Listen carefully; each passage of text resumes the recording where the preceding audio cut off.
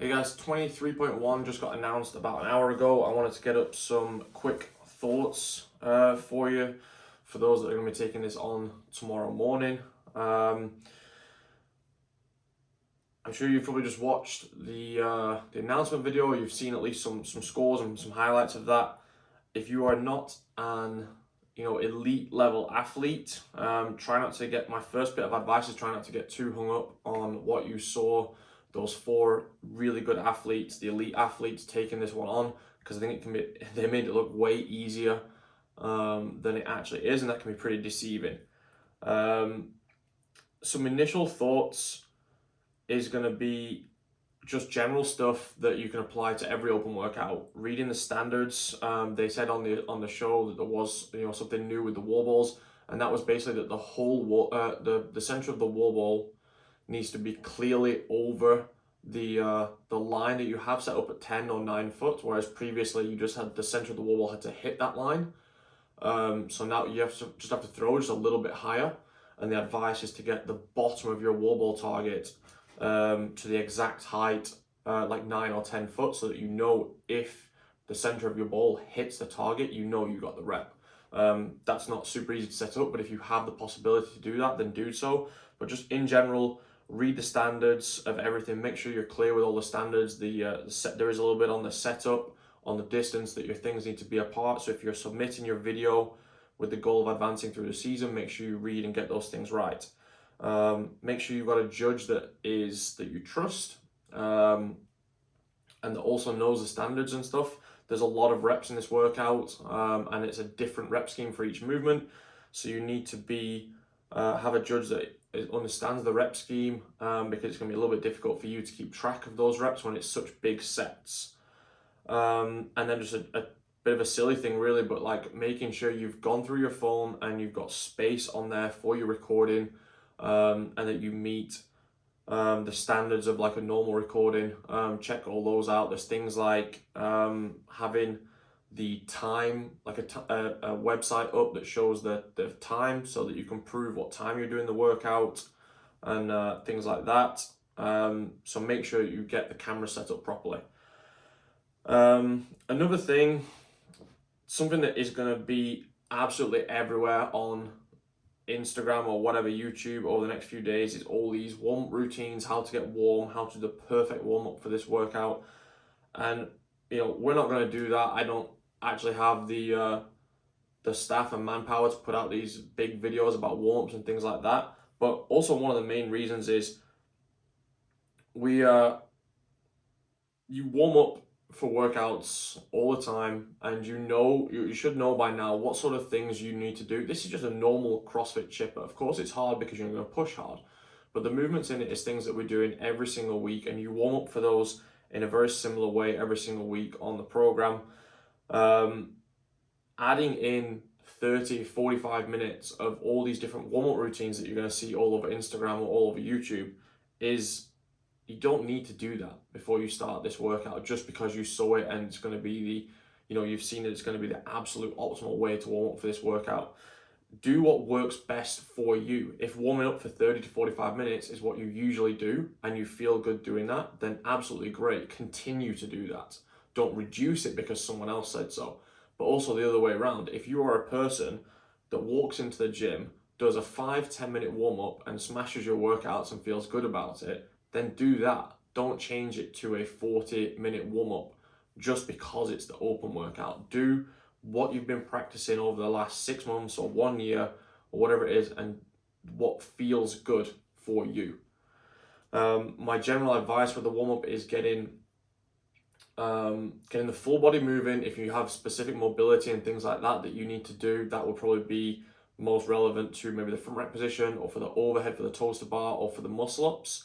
Getting that done first, getting your heart rate up a little bit with some rowing, like we would usually do maybe some 30-30s or 40 seconds on, 20 seconds off, increasing paces for maybe 8 to 10 minutes. Get the body moving, and then setting up all the equipment and start working through almost like warm-up rounds of the workout, but with maybe lighter loads, so lighter cleans, moving through that pattern, moving through the squat pattern, the kipping pattern, and kind of hitting rounds of that at increasing intensities, relatively low volume, but keeping the getting the movements in that you're going to do. The great thing about this workout is that it starts with 60 calories of rowing. So that is of course going to get you very warm as well. It's not starting with a movement like muscle ups. And by the time you get to the muscle ups, your body is also going to be very warm. So as long as you've gone through a bit of the technique and the movements in your warm up, you will be ready to do them once you get there. So that is a pretty big thing for all these open weeks, to not all of a sudden change your usual routines just because it's the open. That will also add a lot of stress when you start changing things for the competition. Okay, so then we'll skip forward now to just maybe some expectations. And like I said, watching those 4 guys is probably the wrong thing to do to set your own expectations unless you are on par with them and you've been competing against them recently. Then you can probably compare yourself to them. But if you haven't competed against Björgvin and Lazar and athletes like Laura and Gabby recently, then don't follow what they're doing too closely. That works for them. So let's relate this to our training program, the prepared compete or season program, and the scale levels that we have. So if you usually follow the intermediate scaling on our program for workouts that are similar to this, then a really good target would be to just get to the ring muscle ups, to give yourself time to at least attempt some. Maybe you get some, maybe you don't, but a really good target is to get there. For the intermediate and for the RX athletes, the way that you can really mess up this workout is by going too hard on the rowing and toes to bar. If you push yourself, especially on the rowing where everybody can push, if you push that in 2 minutes compared to 3 minutes, the effect of that is going to hit you so hard once you get into the toes to bar and the wall balls. So if you usually follow the intermediate scaling, you need to be pacing out the rowing to not take too much away from the next movement, which is relatively high skill and big volume, the toes to bar. You want to be hitting sets that you can repeat all the way through that 50. So maybe that's sets of 5 with small breaks, or maybe you start with a set of 10 and then you go to sets of 5s. The wall balls, perhaps breaking 1 or 2 times just to give your shoulders and your heart rate a little bit of a break. And then when you get to the cleans, that's going to feel pretty heavy by that stage. So you're hitting singles, trying to work through a similar routine that we've been doing with these maybe every 4, every 6 second reps. So just trying to find a bit of a rhythm with those and chipping away at the cleans at some singles. I wouldn't really suggest going to touch and goes there. That should hopefully leave you with some time to attempt ring muscle ups. And that's probably going to be in singles, and just knowing your pacing when you get there. You know, if you get there and you've got a minute, to not try and really rush and get 2 or 3 in the first 10 seconds and then hit a wall, when you could maybe space out 1 every 10 to 15 seconds, and that equals 4 or 5 reps maybe in that minute. So just being smart with your pacing there. If you are an RX athlete, a really good target could be to get through the muscle ups, or at least a big portion of them. Getting back to the rowing machine, this may be for the guys that are going to get that little bit of extra time because of the rowing at the start. Getting through the muscle ups and getting back on the rowing machine would be a great score if you are an athlete that follows our RX scaling usually. Similar to the intermediates, you can really mess this up by going too hard on the rowing machine.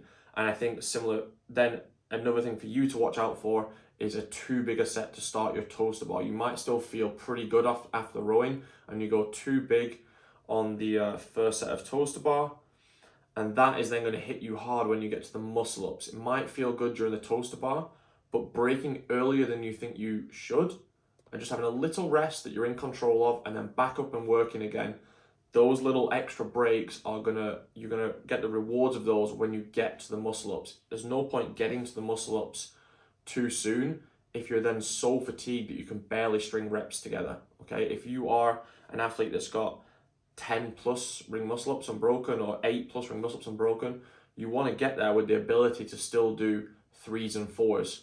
You don't want to push so hard that you're now back down to 2s and 1s going through those muscle ups. So smart pacing to get yourself there, and then repeatable sets on the muscle ups. Again, don't go too big in your first set if that's then going to be hitting a wall and not being able to finish more reps, or just standing loads of time staring at the rings.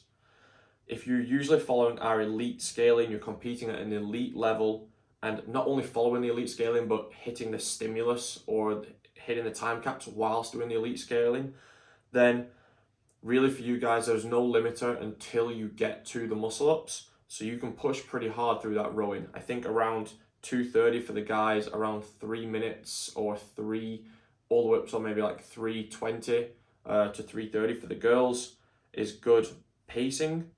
And then you have to start pushing hard then to make up that, make that time up. Fast transitions, decently big set on the toaster bar. Maybe we're looking at 15-ish reps or maybe up towards 20 reps. And then maybe some 10s to finish off the toaster bar. Wall balls unbroken, power cleans in fast singles, really trying to be disciplined with fast singles there. And then getting yourself a decent set of muscle ups to start. 5+ would be really good. And then chipping away at then sets of 3 to 5 with small breaks. Or if you can open up with something closer, maybe like a 7, 8, 9, 10, and then hitting maybe 2 more or 3 more sets to finish the 20. You get back onto the rowing machine, and it's just everything you've got then. It's a real sort of mental test. How hard do you want to push yourself? Because there will be a lot of athletes that get back onto the rowing machine, but it's about who wants to push really hard to get either as far through those calories or even finish them and get a few toaster bar, because that would be, getting toaster bar is a fantastic score.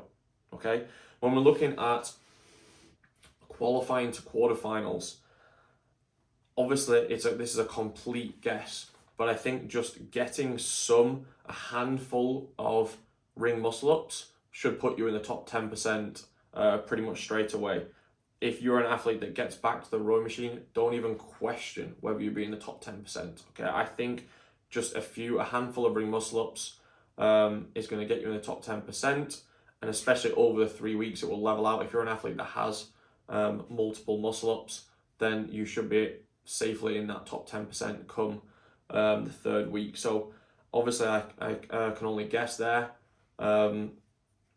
but that would be my prediction based off the last couple of years. Okay, so just to recap, and also to say that there is going to be so much good information on YouTube, all different programming companies, coaches. There's going to be a lot of good information out there. There's going to be a lot of good pacing strategies. There's going to be a lot of good things. It's going to be a lot of information that comes at you. Try and pick out the things that you trust. Search for some good information, take it all in. But the main thing is just to know yourself and to just push hard. Don't overthink it. This is such a typical, normal CrossFit workout that we will have done variations like this many times. So don't overthink it, add in extra stress to it. Take in some good information off sources that you trust, and then just push hard for 14 minutes. And let's see what you've got. But other than that, guys, thank you for watching this, and I will try and get everything updated in the season program as quick as I can on either Thursday night, Friday morning, and then into Friday afternoon as well. I'll still be updating the program, so watch out for any changes that are coming on Saturday's training.